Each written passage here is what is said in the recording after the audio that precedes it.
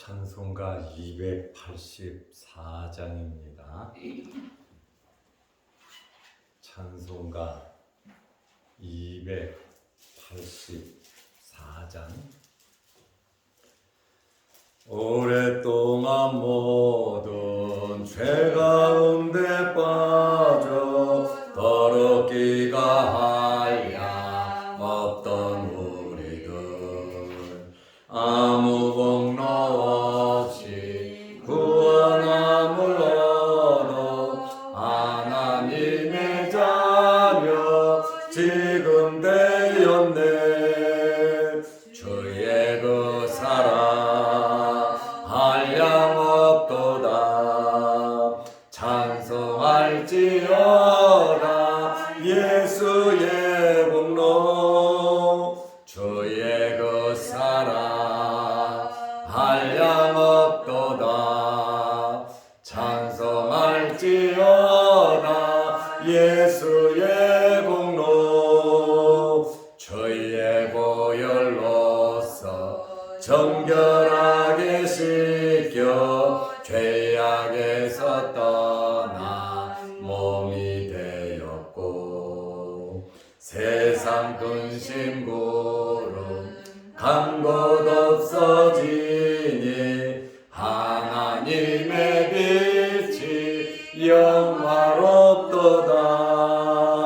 주의 그 사랑 한량 없도다.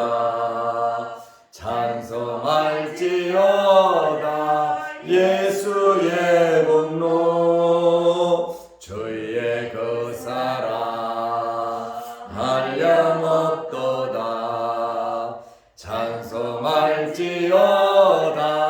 예수의 공로.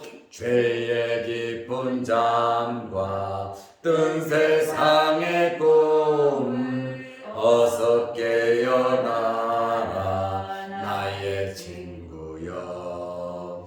은혜 받을 날과 구원 얻을 때가 지금 온 세상에 선포되었네. 주의 그 사랑 한량 없도다. 찬송할지어다 예수의 공로. 주의 그 사랑 한량 없도다. 찬송할지어다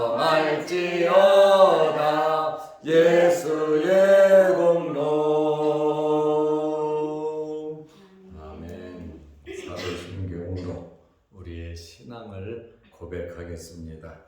전능하사 천지를 만드신 하나님 아버지를 내가 믿사오며 그 외아들 우리 주 예수 그리스도를 믿사오니, 이는 성령을 대하사 동정녀 마리아에게 나시고 본디오 빌라도에게 고난을 받으사 십자가에 못 박혀 죽으시고 장사한 지 사흘 만에 죽은 자 가운데서 다시 살아나시며 하늘에 오르사 전능하신 하나님 우편에 앉아 계시다가 저리로서 산 자와 죽은 자를 심판하러 오시리라.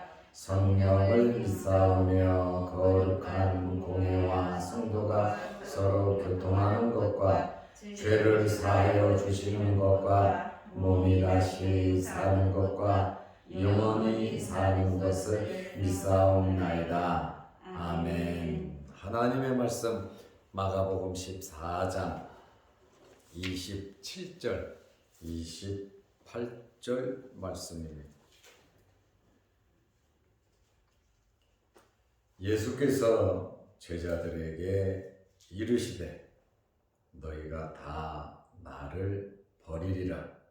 이는 기록된 바 내가 목자를 치리니 양들이 흩어지리라 하였음이니라. 그러나 내가 살아난 후에 너희보다 먼저 갈릴리로 가리라. 아멘. 28절 말씀까지 보았습니다.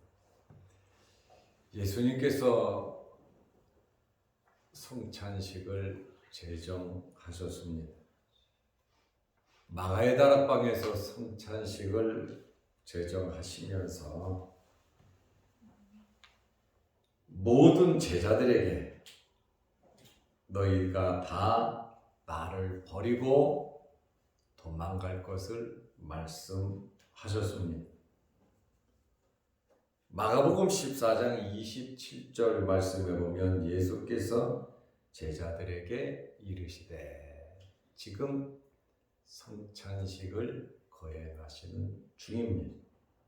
유월절 음식을 잡수시면서 전통적으로 내려오는 이러한 유월절 예식이 예수 그리스도를 상징하는 것임을, 자기 자신을 상징하시는 것임을 예수님께서 가르쳐 주셨죠.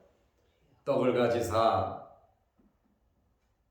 축복하시고 받으라, 이것은 내 몸이라 말씀하셨고, 잔을 가지사 감사기도 하시면서 이것은 내가 흘리는 피, 곧 언약의 피라고 말씀을 하셨습니다. 지금 제자들에게 유월절 음식을 잡수시고 성찬식을 제정하시면서 말씀하시는 거예요. 너희가 다 나를 버리리라. 지금 앉아있는 12명의 제자들에게 너희 전부 다 나를 버릴 것이다, 이렇게 말씀을 하셨습니다. 하늘이 무너지는 소리를 하신 것이죠. 주님께서 너희 중에 하나가 나를 팔 것이다. 얼마나 충격적인 말씀입니까? 너희 중에서 한 명이 나를 팔 것이다. 그러자 12명의 제자들이 나는 아니죠. 나는 아니죠. 나는 예수님을 팔 자가 아니지요. 예수님에게 물었어요. 걱정, 근심이 들었겠지요.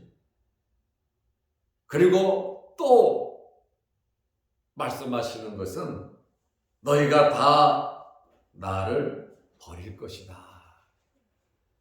3년 동안 같이 동고동락했던, 주님과 함께 예수님의 말씀을 배우고 기적을 베풀고 고생도 기쁨도 즐거움도 슬픔도 함께했던 12명의 제자들에게 하나는 나를 팔아버릴 것이고 남은 사람들은 다 나를 배신하고 나를 다 버릴 것을 말씀하셨어요. 도무지 있을 수 없는 현실적인 말씀을 하신 거예요.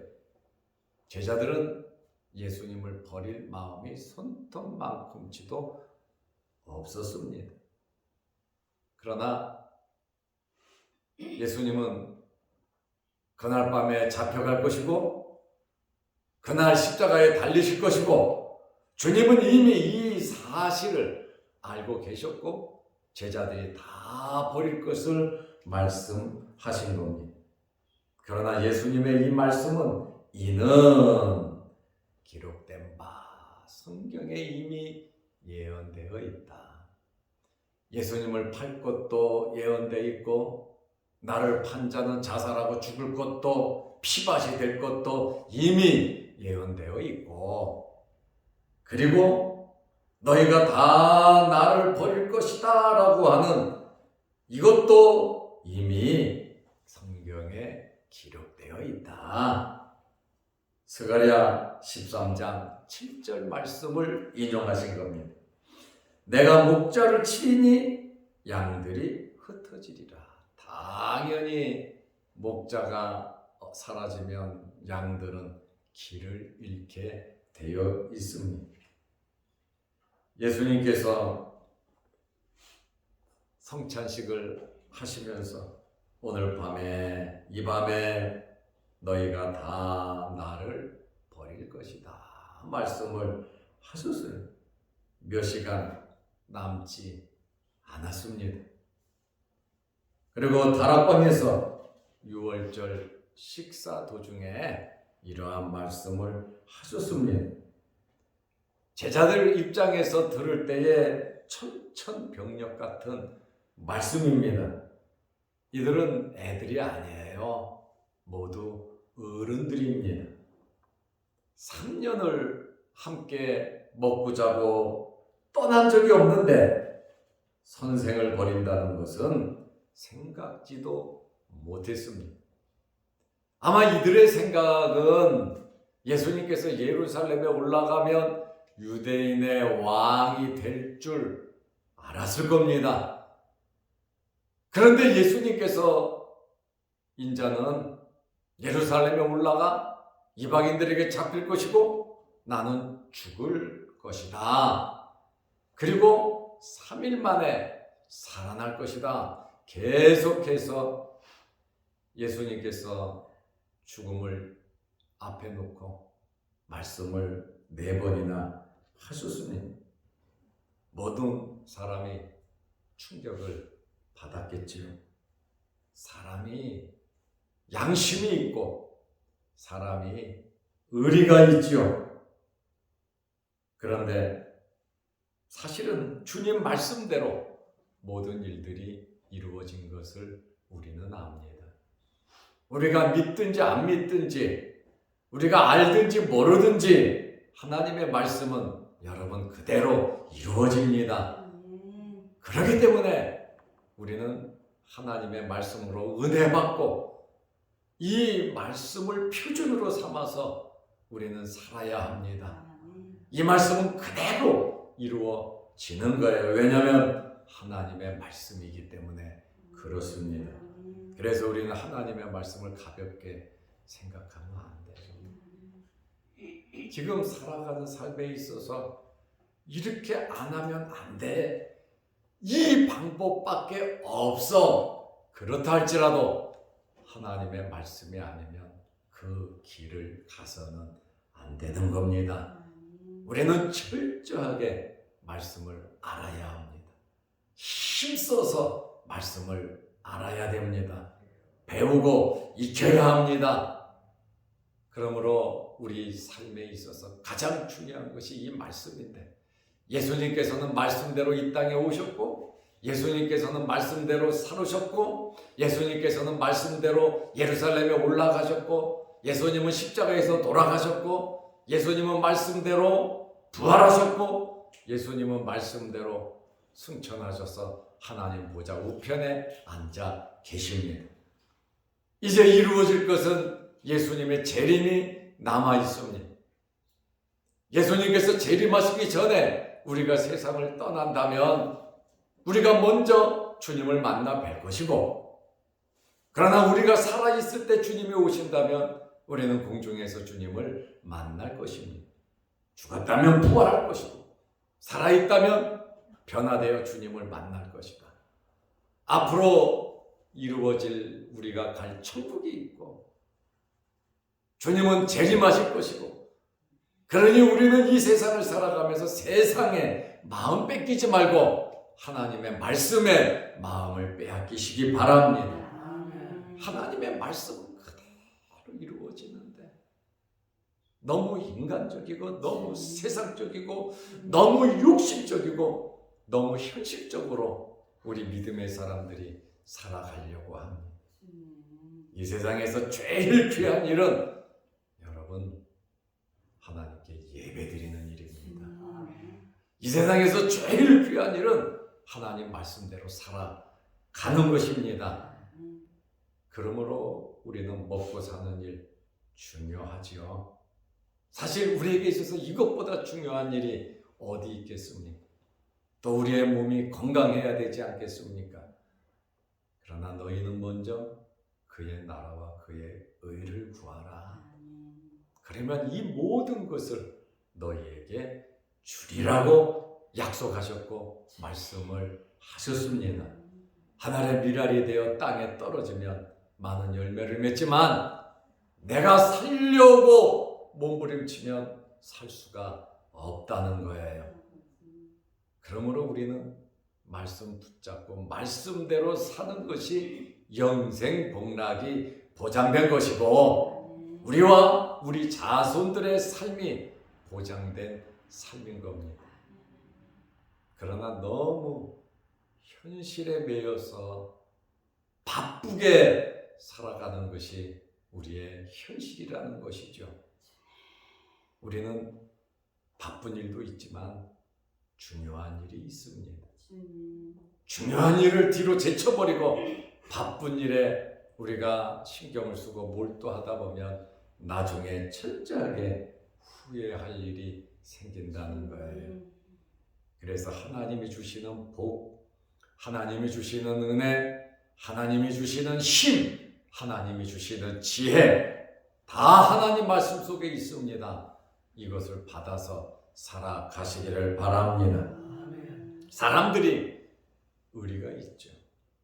우리를 천국 데려가시기 위해서 우리의 죄를 용서하고 씻으시기 위하여 하나님의 자녀 되게 하시기 위해서 예수님은 오셔서 십자가에 달려 돌아가셨습니다.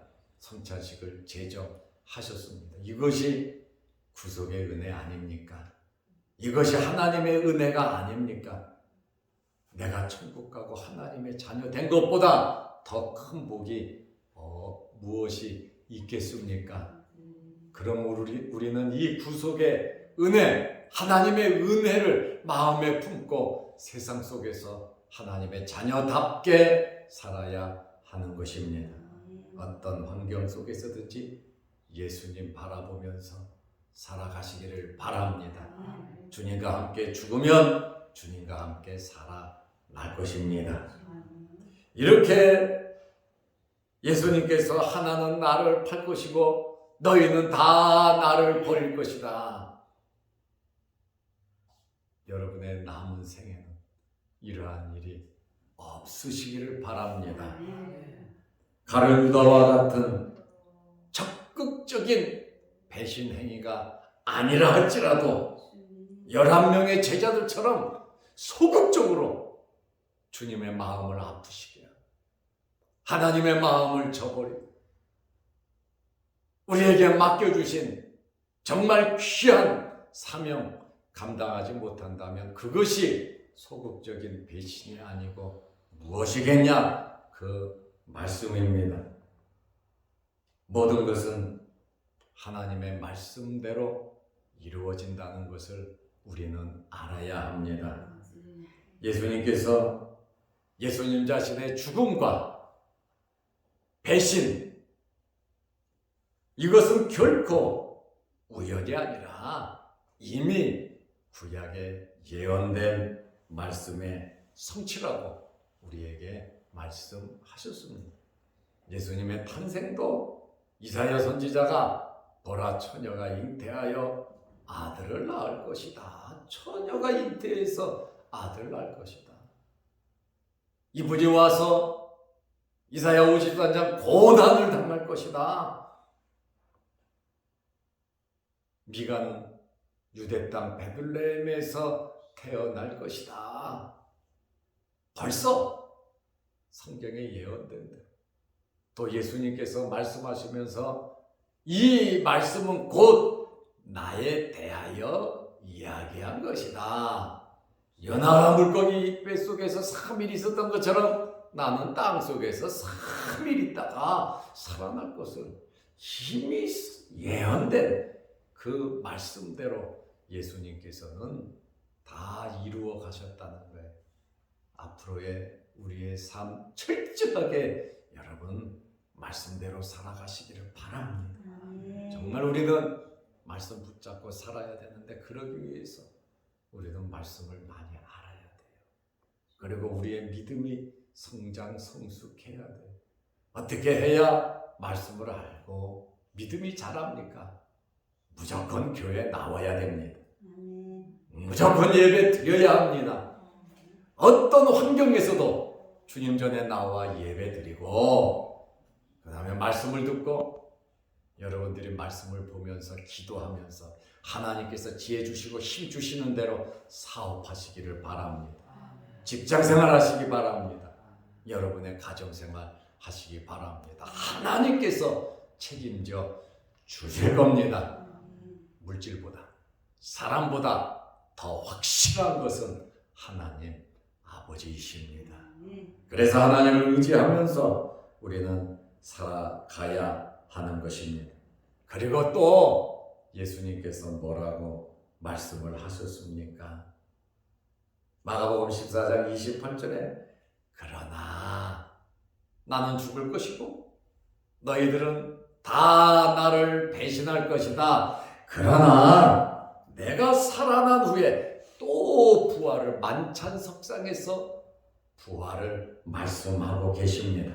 내가 부활해서 너희보다 먼저 갈릴리로 갈 것이다. 그래서 내가 부활해서 예루살렘에서가 아닌 갈릴리에서 너희를 만날 것이다. 이렇게 말씀하셨어요.